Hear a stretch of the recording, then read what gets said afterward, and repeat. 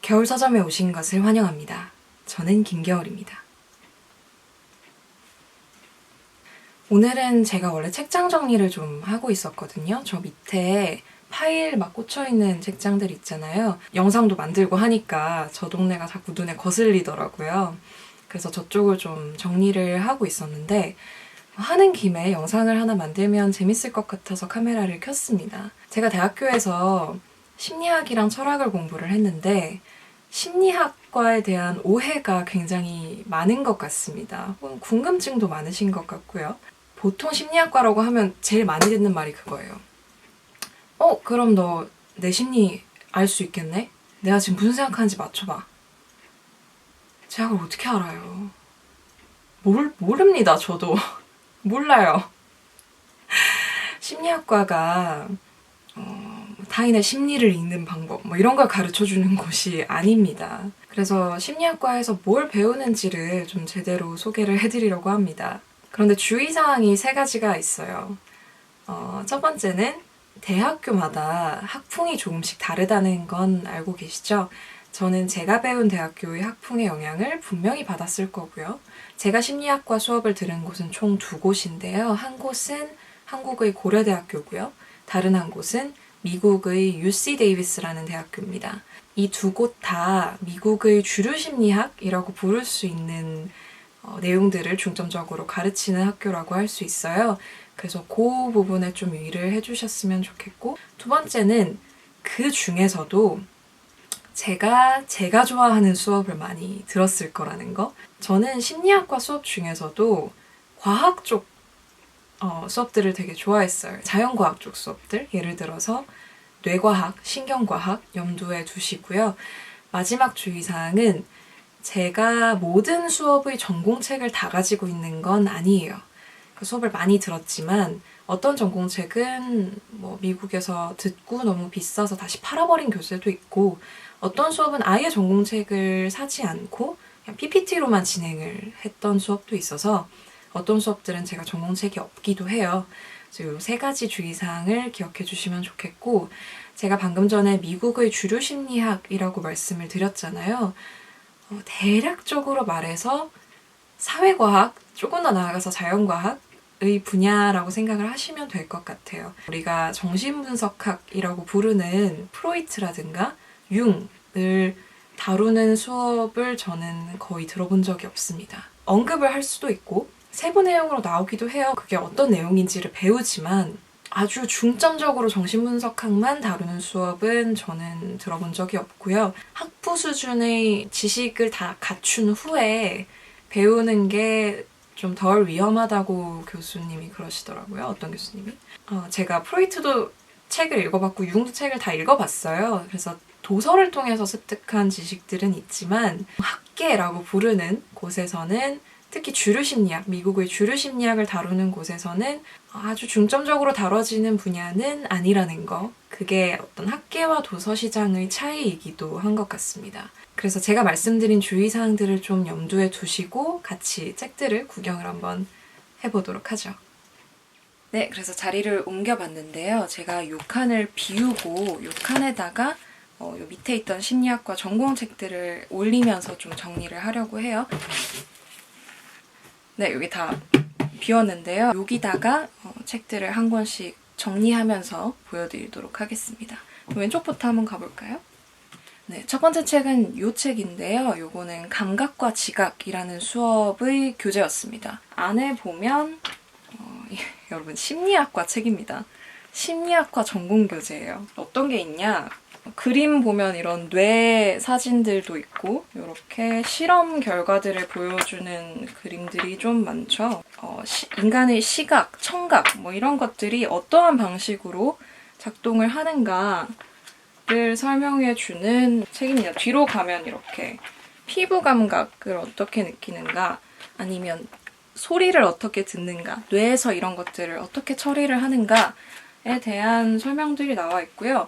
생물 시간에 배우는 우리 이렇게 감각기관들 있잖아요. 그거의 심화 확장판이라고 생각하시면 될 것 같습니다. 감각을 어떻게 받아들여서 뇌에서 그 지각 과정이 어떻게 되는가를 배우는 교재입니다.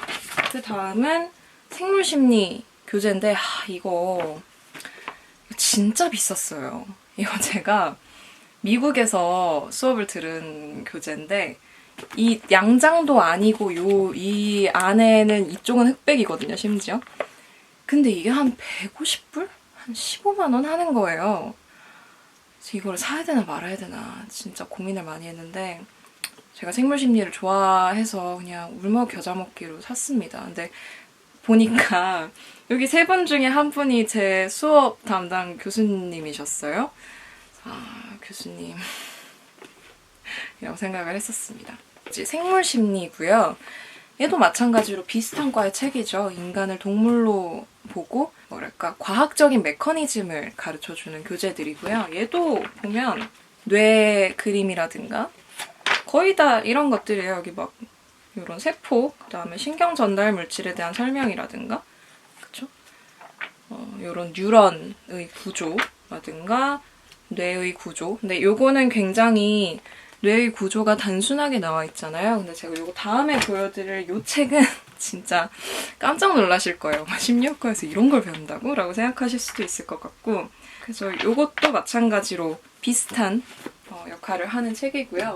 다음 책이 이거는 한국에서 들었던 수업의 교재고요. 인지신경과학입니다. 인지신경과학 책이고 얘가 보여드리면 전부 다 뇌과학 책이거든요. 인지신경과학 책이니까. 막 이런 식으로 뇌에 대한 실험 결과를 배우고 뇌의 아주 자세한 부분들을 배우고 시험 볼 땐 다 외우고 시험 볼 때 진짜 죽고 싶었어요.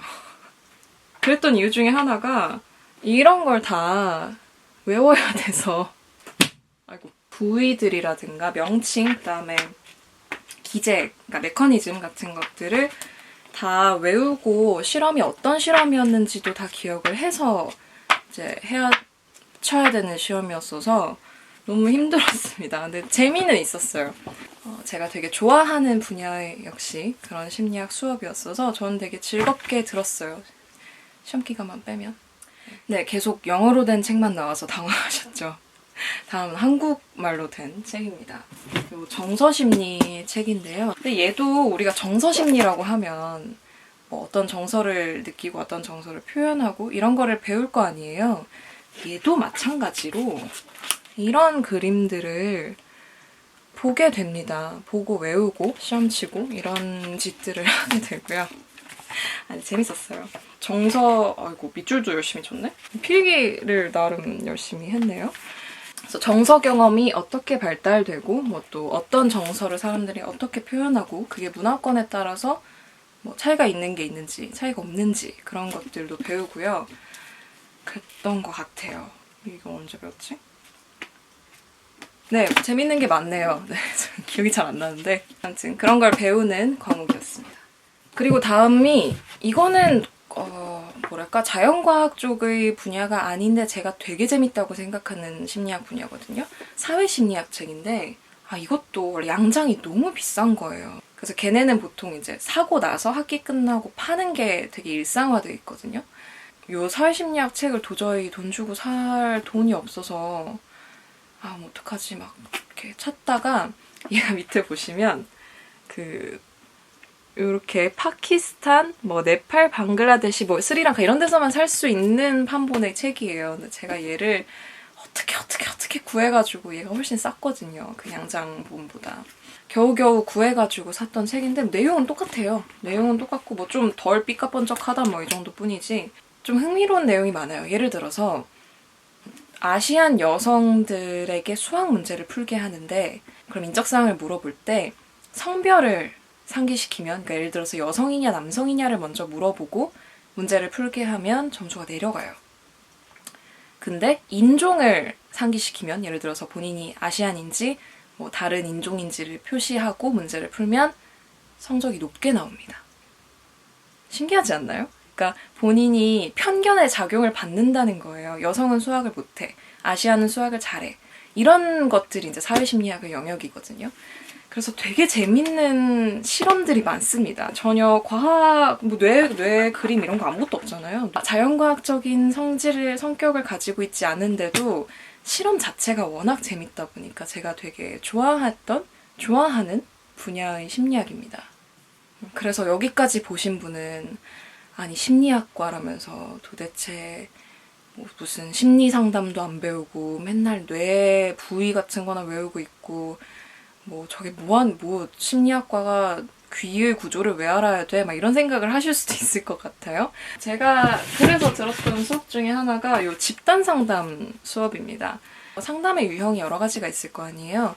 뭐 1대1로 상담을 하는 경우도 있고 이렇게 여러 명이서 같이 상담을 하는 경우도 있는데 같이 상담하는 경우를 집단 상담이라고 부르고요. 이제 상담사가 집단을 데리고 이제 진행을 하게 됩니다.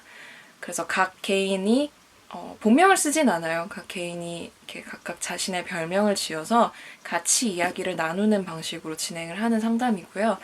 요거 같은 경우에는 실제로 수업에서 상담을 받기도 하고 상담하는 방법을 배우기도 해요.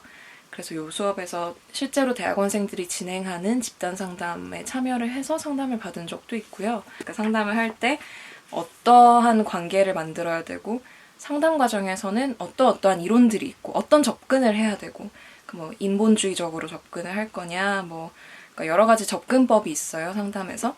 그런 각각의 접근 방법에 대해서도 배우고 그런 수업이었는데 이런 거에 관심이 있으신 분은 아마 되게 재밌게 들으실 것 같아요. 저는 크게 관심이 없었던 부분이라서 막 이렇게 되게 열심히 듣진 않았는데 보통 사람들이 생각하는 상담 심리 네, 거기에 해당하는 수업이었고요. 얘는 그림 같은 게 별로 없어서 이렇게 보여드릴 게 딱히 없는데요. 그림이 저자 사진밖에 없어요. 어떠한 심리 상담을 어떻게 진행할 것이냐 뭐 그런 것에 대한 책입니다. 그리고 얘는 사실 심리학과 전공 수업 책은 아니에요. 얘는 교양 수업을 제가 심리학과 올라가기 전에 들었던 수업인데 뇌 영상 촬영 방법을 배우는 수업이었거든요. 뭐 MRI도 있고 PET도 있고 TMS도 있고 뭐 등등등 있는데 그런 것들이 어떤 원리로 작동을 하는지 그런 기계들이 그런 게 뇌 사진을 어떻게 찍는 건지 이렇게 촬영하는 방법 같은 거를 배우는 수업이었습니다. 이렇게 심리학과 전공 수업이랑 멀지 않은 수업이었어요. 그래서 얘를 듣고 나서 심리학과에 올라갔을 때 낯설지 않은 얘 덕분에 그런 생각이 들었었습니다. 그리고 잊어먹을 뻔했는데 제가 듣다가 만 심리학과 수업 중에 인간공학이라는 수업이 있습니다. 심리학과 전공 수업이에요. 지금은 아마 과목명이 바뀐 걸로 아는데 한 재작년부터 뭐 하는 수업이냐면요. 우리가 쓰는 아이패드라든가 뭐 스마트폰 이런 디바이스들이 있잖아요. 그런 디바이스들을 다시 설계해보는 뭐 그런 내용의 수업입니다. 그래서 안에 보면 뭐 이런 식으로 뭐 인간의 시스템, 메커니즘, 뭐 이런 태스크, 업무 처리를 어떻게 하느냐 뭐 그런 수업이 하나 있었습니다. 심리학과 전공 수업이에요. 인간공학. 네, 그래서 심리학과 수업의 전공 자료는 뭐 요 정도 되는 것 같고요. 제가 여기 있는 요런 애들은 보통 철학과 수업 자료거든요. 얘네도 정리를 하긴 할 건데 철학과 조금 결이 달라요. 그러니까 전공서가 하나 딱 있는 게 아니고 그냥 정말 많은 책을 정말 그냥 미친 듯이 읽어야 되는 약간 그런 느낌이라 심리학과랑 조금 다르긴 하지만 철학과도 나중에 얘기를 해볼 수도 있을 것 같아요. 저는 책장 정리를 마저 할 거고요. 오늘 영상은 여기까지입니다. 찾아주셔서 감사하고요. 다음 영상에서 뵙겠습니다. 또 오세요.